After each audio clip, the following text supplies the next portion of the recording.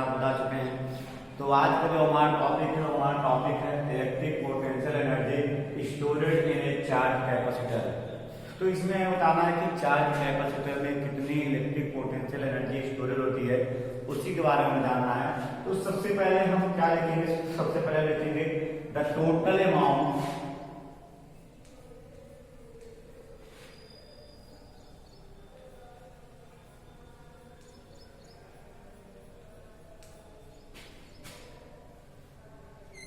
of work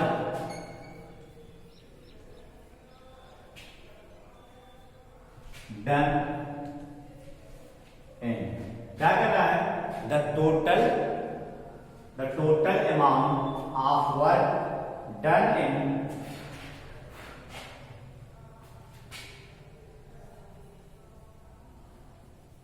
charging एक capacitor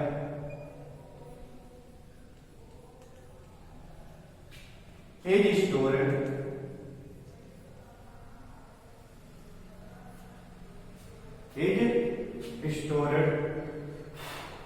in between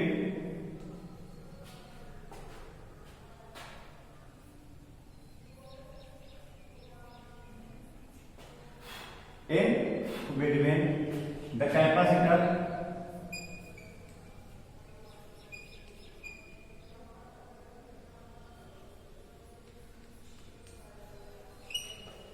अब हम जानते हैं कैपेसिटर में आपके क्या होते हैं, प्लेट्स होते हैं।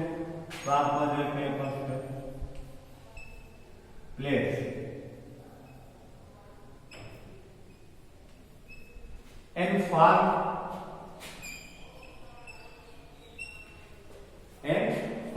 क्या कहते हैं आपको हम, एस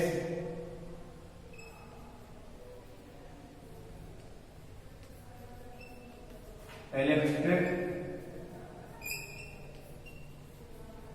पोटेंशियल एनर्जी।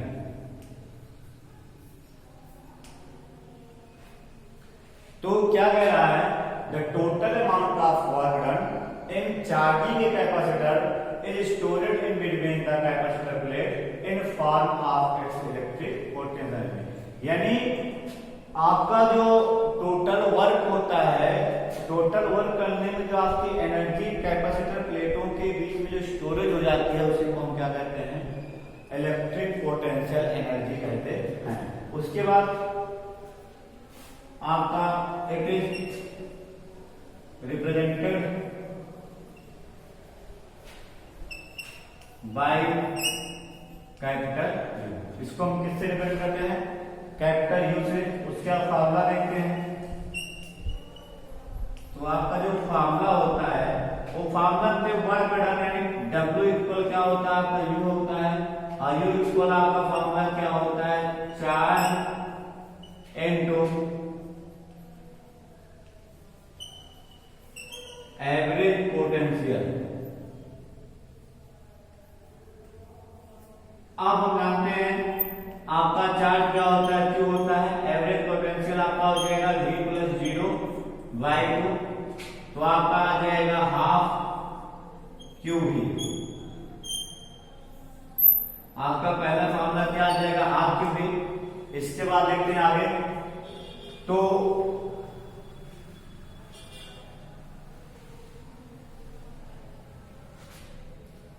आगे हम जानते हैं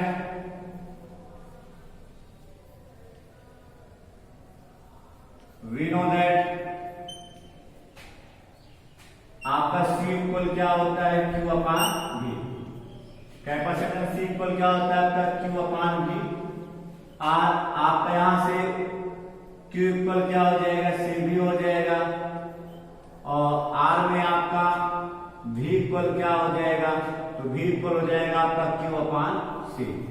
अब हम क्या करेंगे, एक बार Q की वैल्यू यहां पुट कर देंगे, फिर एक बार V की वैल्यू यहां पुट कर देंगे।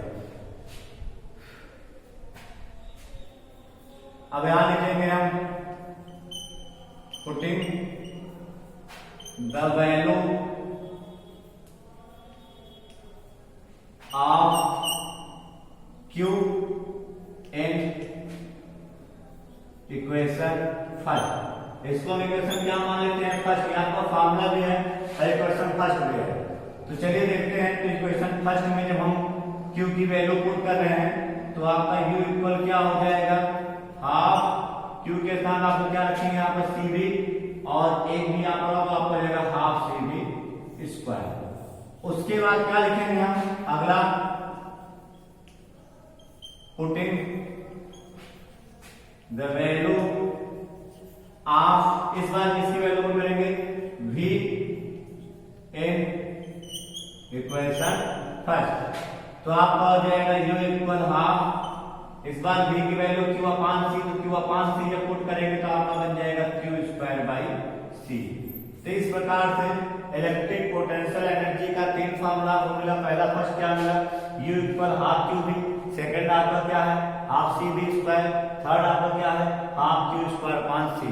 अब न्यूमेरिकल में अगर आपको चार्ज और पोटेंशियल दिया है तो हाफ क्यू भी लगाएंगे, अगर आपको चार्ज और कैपेसिटेंस दिया है तो हाफ क्यू स्क्वायर अपॉन सी लगाएंगे, और अगर आपको कैपेसिटेंस और पोटेंशियल दिया है तो हाफ सी बी स्क्वायर का फार्मूला रहेगा। तो न्यूमेरिकल सॉल्व करते समय आपको जो गिवन रहेगा उससे पता जाएगा कौन सा फार्मूला आपको लगाना है। अब उसके बाद अगला टॉपिक हमारा आता है इसमें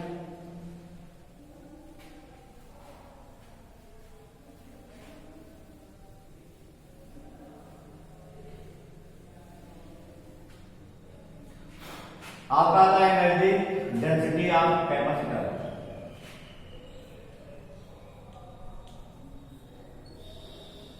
एनर्जी डेंसिटी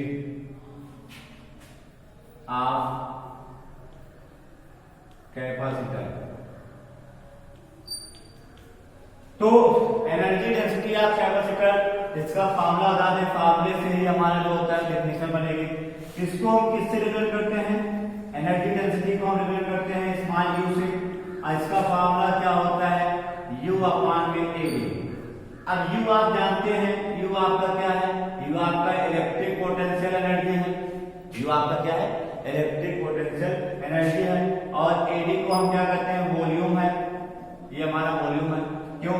क्योंकि ये हम जानते हैं कैपेसिटर होता है उसमें टू प्लेट्स होती हैं। A क्या है? प्लेट्स का एरिया है, और D क्या है? इनके बीच का डिस्टेंस है। तो जब एरिया और डिस्टेंस को मल्टीप्लाई करते हैं वॉल्यूम बनता है, तो आपका AD वॉल्यूम है। अब यहां से अगर डिफिनीशन में बनाना हो तो हम इसको कहते हैं पर यूनिट वॉल्यूम। यानी पर यूनिट वॉल्यूम में जितनी इलेक्ट्रिक पोटेंशियल एनर्जी होती है उसी को हम क्या कहते हैं? एनर्जी डेंसिटी कहते हैं। यानी तो यूनिट वॉल्यूम में जो इलेक्ट्रिक पोटेंशियल एनर्जी आपकी होती है, स्टोरेज होती है, यूनिट वॉल्यूम में स्टोरेज इलेक्ट्रिक पोटेंशियल एनर्जी को ही क्या कहते हैं? आपका एनर्जी डेंसिटी कहते हैं। तो चलिए देखते हैं डिफिनीशन क्या आपका, उसके बाद फार्मूला आता है। देखिए आपका हो जाएगा N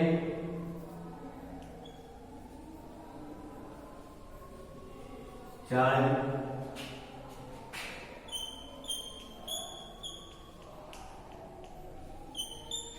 N charge capacitor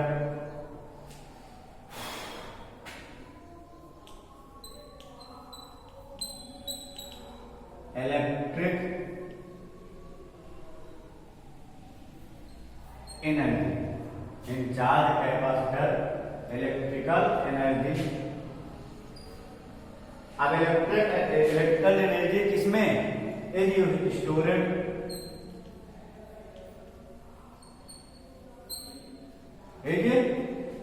storage in electric field.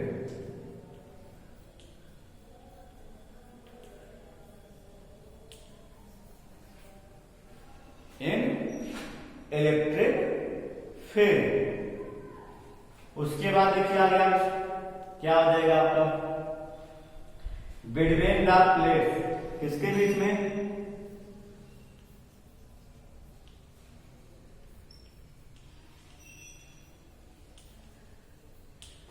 Between the plates. क्या कर रहा है? इन charge capacitor electrical energy is stored in electric field between the plates. उसके बाद energy storeyed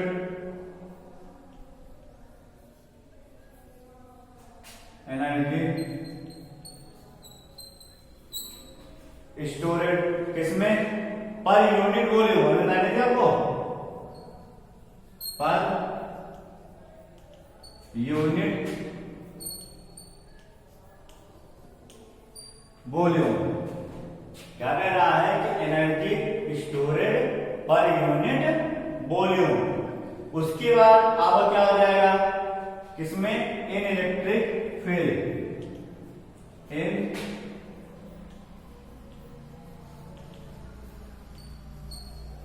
electric field is known as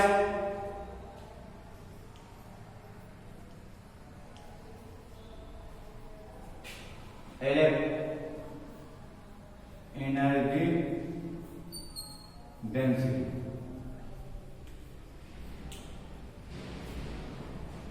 क्या कह रहा है कि in charge capacitor electrical energy is stored in electric field between the plates. Energy stored per unit volume in electric field is known as energy density. उसके बाद it is represented by small u. इसको हम किस represent करते हैं? Small you से represent करते हैं। तो आप देखते हो इसका आपका फार्मूला क्या होता है? इसका फार्मूला देखते हैं।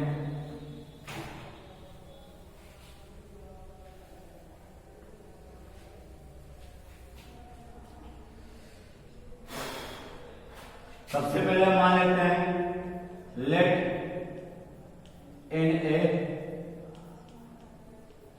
Parallel plate. हम जानते हैं कि कैपेसिटर की जो प्लेट होती है आप कैसी होती है? पैरेलल होती है।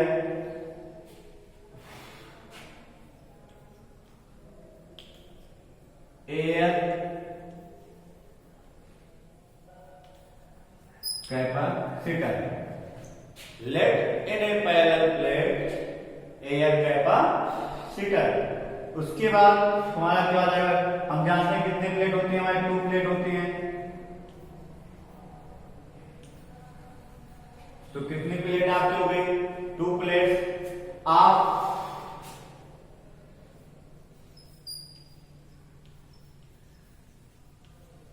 सरफेस, आप बताओ कि सरफेस को, जो सरफेस होता है उसके एरिया को हम किससे डिनोट करते हैं? कैपिटल ए से।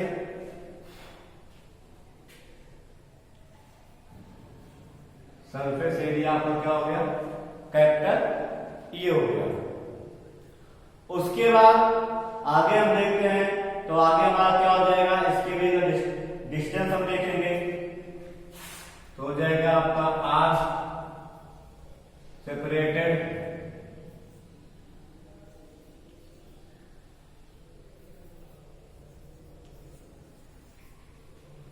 बाय डिस्टेंस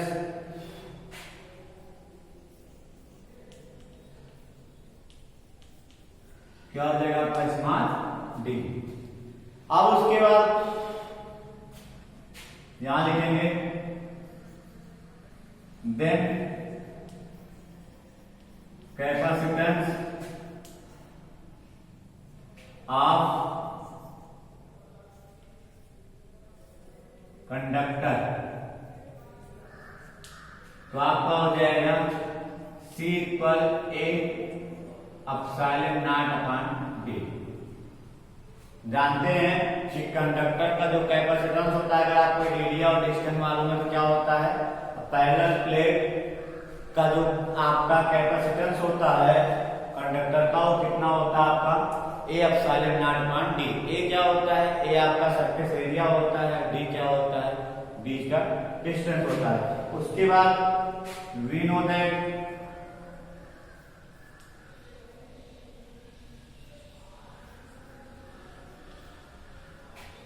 अभी भी आपको पता है U इक्वल फार्मूला क्या होता है आपका?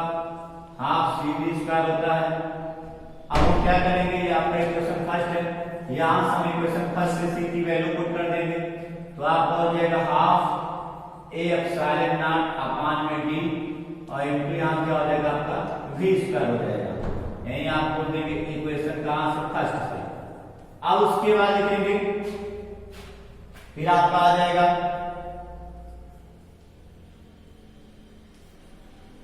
वी नो दैट आपका v इक्वल फॉर्मूला क्या होता है, ईडी होता है, क्योंकि आप जानते हैं e इक्वल फॉर्मूला क्या होता है, v अपॉन d होता है, तो v इक्वल आपका क्या हो जाएगा, ईडी हो जाएगा। अब इस वैल्यू को फिर हम किसमें पुट कर देंगे, इक्वेशन फर्स्ट में आपका इक्वेशन। अब यहां लिखेंगे देन u इक्वल क्या हो जाएगा आपका half a epsilon not upon d, और यहां जब v स्क्वायर के साथ ईडी रखेंगे तो आपका हो जाएगा e square d square, d square से d आपका कैंसिल हो जाएगा, आपका आ जाएगा हाफ, उसके बाद आपका हो जाएगा e epsilon not, epsilon not e square ad। ये आपका इक्वेशन क्या बन गया, सेकंड बन गया। हमें चाहिए क्या, हमें चाहिए एनर्जी डेंसिटी, तो एनर्जी डेंसिटी कैसे निकालेंगे अब देखिए आगे। अब उसके बाद इसमें क्या करेंगे, बट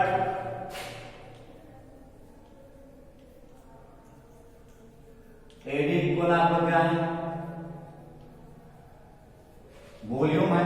अभी भी आपको बताया था एडी इक्वल हमारा क्या होता है, वॉल्यूम होता है आपका।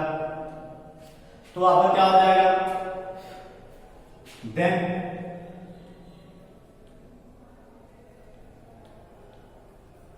Energy density small u equal formula आपका क्या होता है, यू अपान में एडी। तो u आपका कितना है, याद रखिए u आपका है इक्वेशन सेकंड से half epsilon not e square ad अपान में क्या हो जाएगा आपका ad।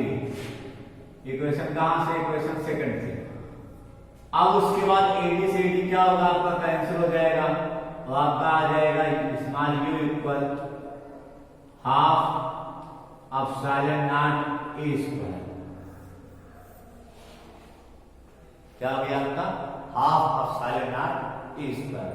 अब उसके बाद अगर हमारा डाइइलेक्ट्रिक कांस्टेंट जो है k हो, तो क्या हो जाएगा, अगर डाइइलेक्ट्रिक कांस्टेंट k होगा तो आपका हो जाएगा u equal half k epsilon not e square. तो इस प्रकार से आपका इलेक्ट्रिक पोटेंशियल एनर्जी और एनर्जी डेंसिटी दोनों आपका क्लियर हो गया।